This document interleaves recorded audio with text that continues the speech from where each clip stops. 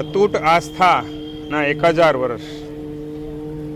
એટલે કે સોમનાથ સ્વાભિમાન પર્વ 3 દિવસ એટલે કે 72 કલાક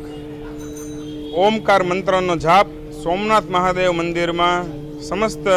ઉપસ્થિત ભૂદેવો અને સોમનાથ દાદાના સાનિધ્યમાં થનાર છે। ત્યારે 11 તારીખે આ ઉત્સવમાં દેશના વડાપ્રધાન નરેન્દ્રભાઈ મોદી આવનાર છે। ત્યારે 72 કલાક સુધી આખા ભારતના તમામ શિવ મંદિરોમાં ઓમકાર મંત્રનો જાપ કરવો અને શિવની આસ્થા, શિવ પ્રત્યેની શ્રદ્ધા પ્રત્યે દરેક લોકોને, દરેક સનાતની લોકોને જોડવા આ શુભ હેતુથી જૂનાગઢ મહાનગરમાં સવારના ગિરનાર ગિરિવર તટમાં બિરાજમાન ભવનાથ મહાદેવના સાનિધ્યમાંથી આ 72 કલાકના મહા ઓમકાર મંત્રની જાપની શરૂઆત કરેલ। ત્યારબાદ જોશીપરામાં આવેલ સિદ્ધેશ્વર મહાદેવ મંદિરના પ્રાંગણમાં પણ આ 72 કલાકના અખંડ ઓમકાર મંત્રનો જાપનું પ્રારંભ તેમજ તદુપરાંત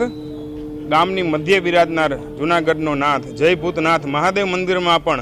આ 72 કલાકના મંત્રનો જાપનું આયોજન તેમજ દોલતપરામાં શાંતેશ્વર મંદિર, શાંતેશ્વર મહાદેવ મંદિર, આ 4 જગ્યાએ ઓમકાર મંત્રનો જાપ કરી આ ઓમકાર મંત્રના જાપ સાથે 1000 વર્ષ પહેલાં મોહમ્મદ ગઝનીએ જે મંદિર ઉપર આક્રાંતાઓ તોડી નાખ્યું હતું ને 1000 વર્ષ પછી પણ સોમનાથ પોતાની ગરિમા, સોમનાથ પોતાનો પર્વ અને સોમનાથ પોતાની સનાતનની ઓળખ પૂરું પાડી રહ્યું છે। ત્યારે સરદાર વલ્લભભાઈ પટેલ જ્યારે 75 વર્ષ પહેલાં આ મંદિરનો જીર્ણોદ્ધાર કરવામાં આવેલો હતો ત્યારે આ મંદિરને સાક્ષાત્કાર દર્શન કરવાનો લાહો 11 તારીખે જ્યારે નરેન્દ્રભાઈના નેતૃત્વમાં સમસ્ત ગુજરાત લેવાનું છે ત્યારે આ 3 દિવસનો મહા ઓમકાર મંત્રનો જાપનું કાર્યક્રમ જૂનાગઢના પ્રથમ નાગરિક ધર્મેશભાઈ, જૂનાગઢના લોકલાડીલા ધારાસભ્ય સંજયભાઈ તેમજ આ વોર્ડના ઉપસ્થિત સૌ નગરસેવકશ્રીઓ, વિસ્તારના સૌ જનો તેમજ શિવ પ્રેમી જનતાની સાથે આ કાર્યક્રમમાંથી શરૂ કરવામાં આવેલ છે। જય સોમનાથ।